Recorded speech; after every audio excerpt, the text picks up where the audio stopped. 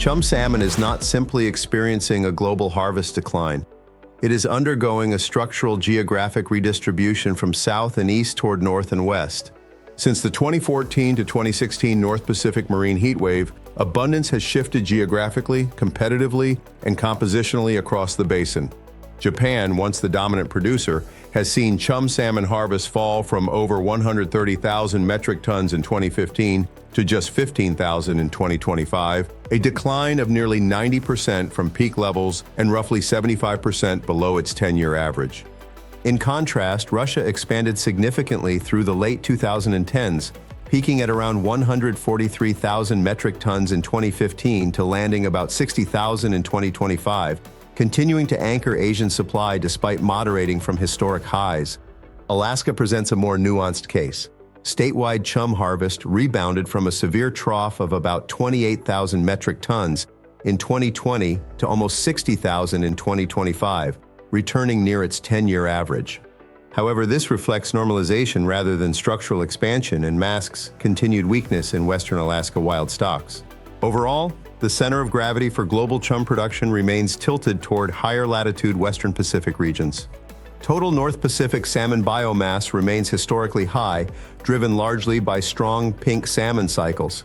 Elevated pink abundance has intensified competition in shared feeding grounds, contributing to declining average chum size from 7.24 pounds in 2015 to 6.49 pounds in 2025. And increased return volatility despite overall high ocean salmon numbers.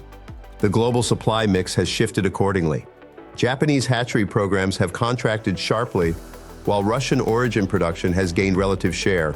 In 2025, Russia accounts for roughly 45% of total reported chum harvest among major producing regions. Alaska now functions as a cyclical, climate-sensitive balancing producer rather than a structural growth engine. For seafood buyers, Alaska's rebound should be viewed as recovery from an extreme low, not a new production ceiling. Smaller fish are compressing roe and fillet yields, pink salmon cycles materially influence chum performance, and regional shortfalls, notably Japan and Western Alaska, continue to increase volatility. Overall, chum salmon is not collapsing. It is rebalancing under ocean warming, competitive pressure, and regional divergence. The industry has shifted from a Japan-led production model toward a more Northwestern Pacific-weighted and climate-sensitive supply structure, demanding greater risk management and planning for volatility across the global supply chain. Our recommendation is to start planning your salmon requirements now, as the summer season will arrive quickly. With this being an even-numbered year, total wild salmon harvest is expected to be lower than in odd-numbered years, which could tighten availability and impact pricing. Chum salmon, however, do not follow the same pronounced even-odd cycle pattern and tend to exhibit more year-to-year stability relative to pink salmon.